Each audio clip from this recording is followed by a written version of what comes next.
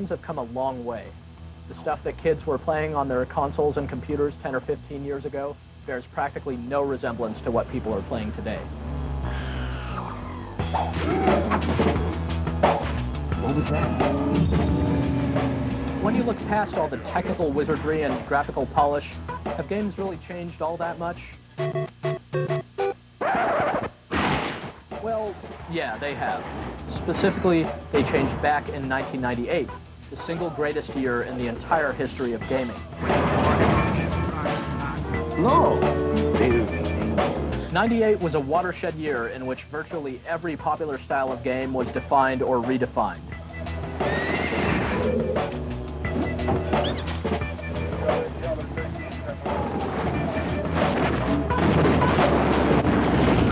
These and other instant classics proceeded to shape and define gaming history forever after.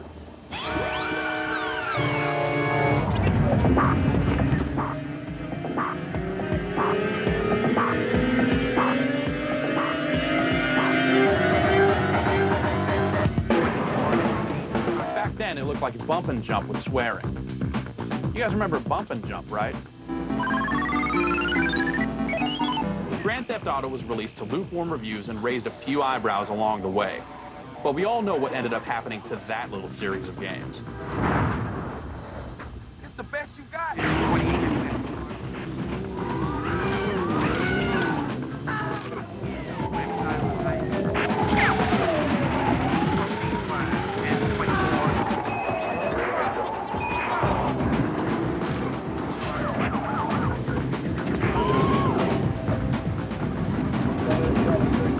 Looking back, GTA's influence is undeniable. It was the game that proved just how exciting life in the big city could really be.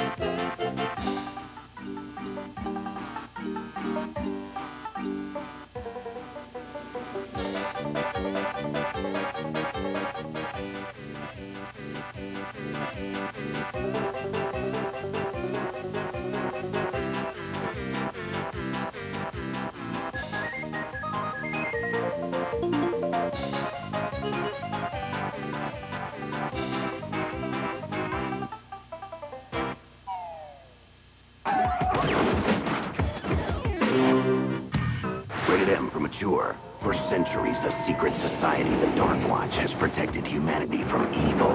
Outlaw Jericho Cross changed all of that. What have you done? Unleashing a vampire lord, he's now cursed with an unquenchable thirst for blood and revenge.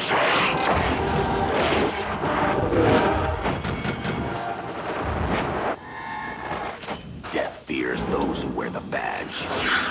Dark Watch. Only from Capcom. Pie? Pie? Pie? Yes, yes.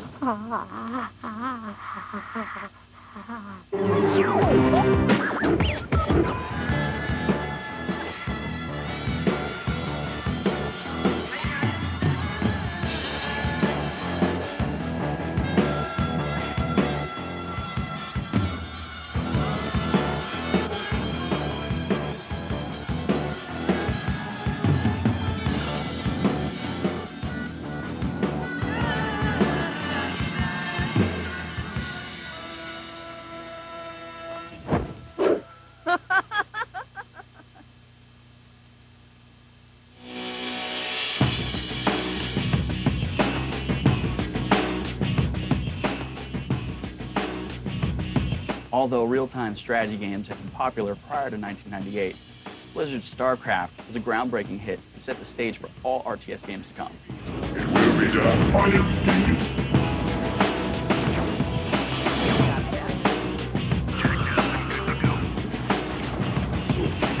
feet. Leading up to StarCraft's release, some skeptics assumed the game would be little more than orcs in space. In other words, a sci-fi coat of paint splashed onto Blizzard's popular Warcraft series.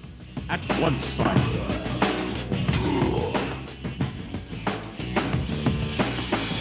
StarCraft achieved a perfect balance, making it one of the greatest games of all time.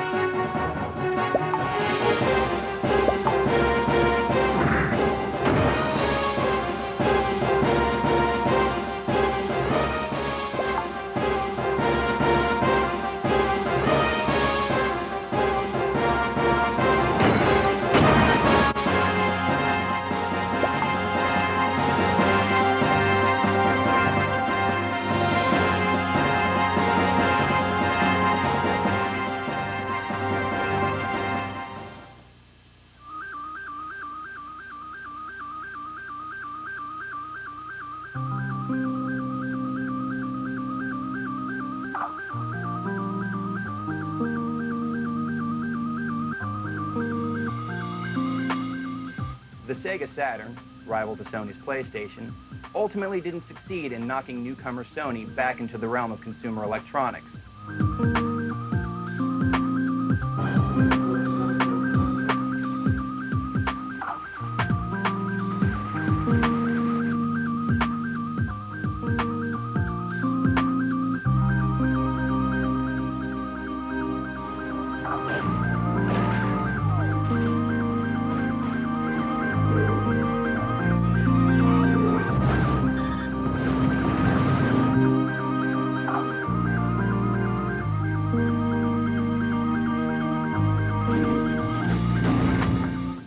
1998 was pretty much the Saturn's last hurrah, a relative low point in an otherwise amazing year for games. But with outstanding games like Panzer Dragoon Saga and Grandia, both of which were released late in the system's life cycle, it went out with a bang.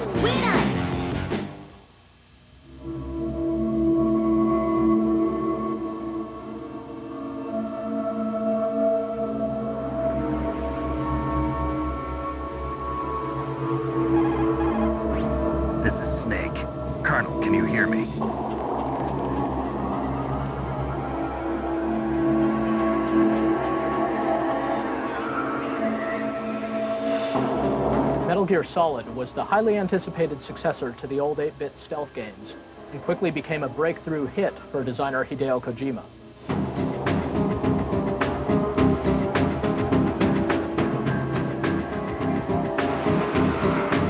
Who can forget the battle with Psycho Mantis, for example? You actually needed to unplug your controller in order to keep this psychic freak from reading your mind.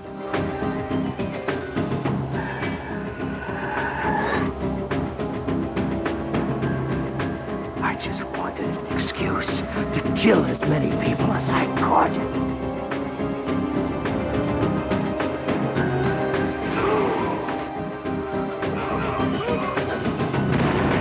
Metal Gear Solid's cinematic presentation and great storytelling was a cut above anything else on any system that year, and even surpassed a lot of what was being done in movies at that time.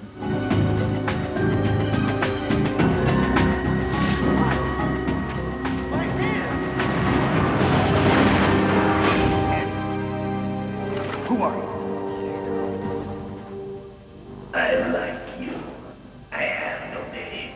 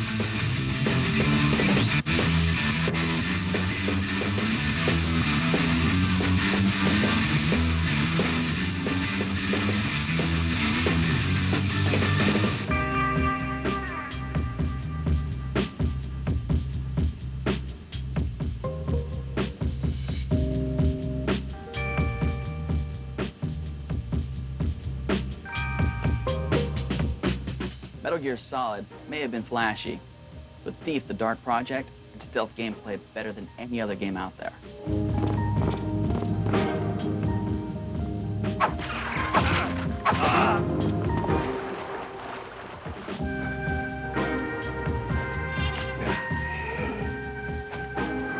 Thief lived up to its original concept, with terrific execution, highly atmospheric sound effects, and some truly creepy levels, combined to give you the feeling that you were really in some fantastical medieval world. Robbing from the rich and keeping the loot for yourself, while unintentionally saving the world in the process.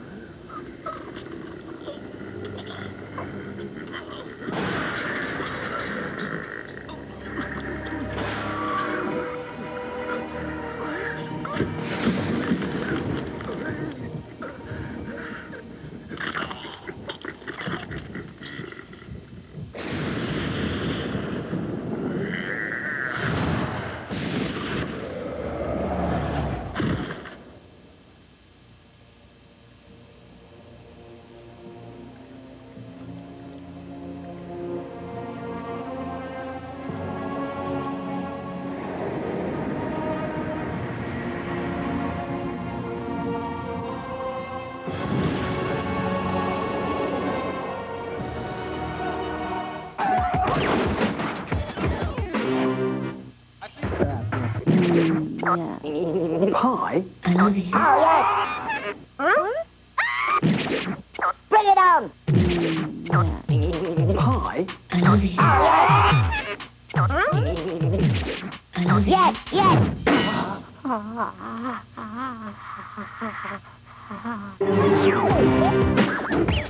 Wouldn't you rather cross the land of the dead in your own sports car? Maybe try a luxury ocean cruise? Or, if you led a very good life, you may even be eligible for a ticket on the number 9 itself. The number 9? That's our top-of-the-line express train. It shoots straight to the 9th underworld, the land of eternal rest, in 4 minutes instead of 4 years. But very few people qualify. Let's take a look at your records. Well,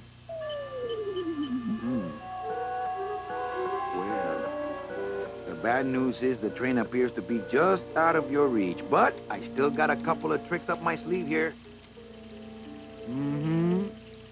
Yaha! Yes, that's the ticket. The Excelsior line. Yes, she's a beauty. That compass in the handle will sure come in handy, too. Oh, you're going to have a great trip. Wish I was going. Why don't you? You could give me a lift. Oh, I can't leave here until I've worked off a little debt to the powers that be. Community service, eh? Well, I guess there are some folks worse off than me. Oh, I'll be leaving here soon enough. No thanks to dead and no commission low-life cases like yours.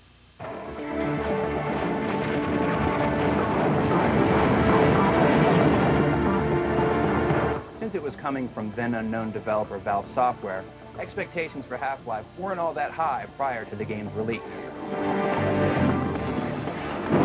Simply put, Half-Life was incredible.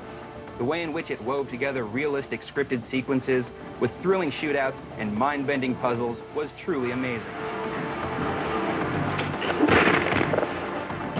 One of Half-Life's innovations was the way in which it never took you out of the experience.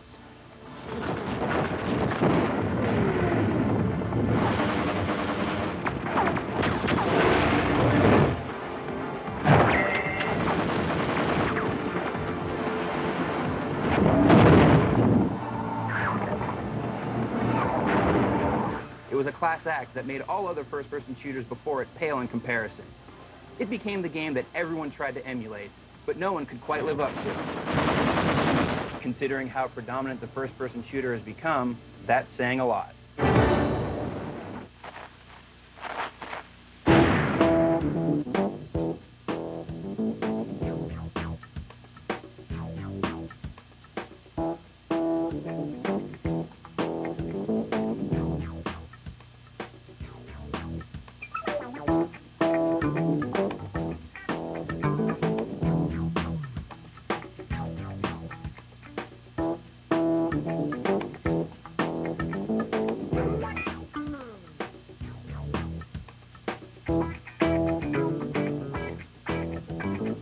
Velociraptor.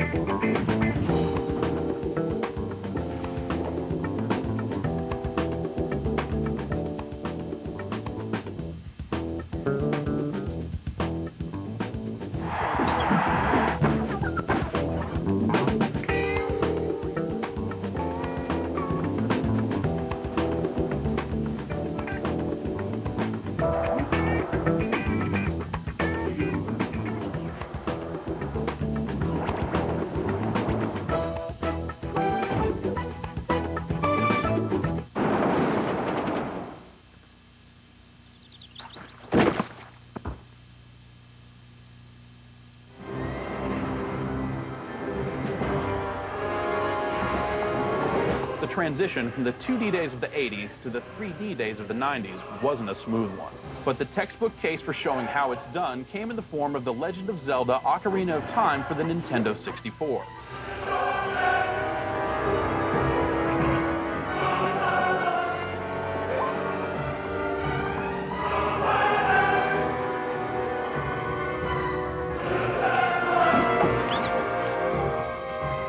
The big revelation in Ocarina of Time comes when you realize how much sense lock-on targeting makes in a third-person action adventure.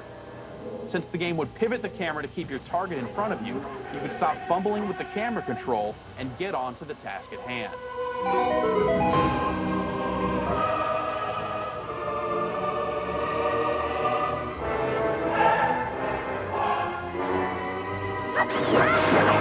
Between its innovative techniques, great story, and interesting puzzles, it was nearly impossible to find fault with Ocarina of Time when it landed in 1998. That's why it's not only our game of the year, but it's also the first game on GameSpot to receive a perfect 10 score. Even at the time, we knew we wouldn't need hindsight to declare this one of the greatest games of all time.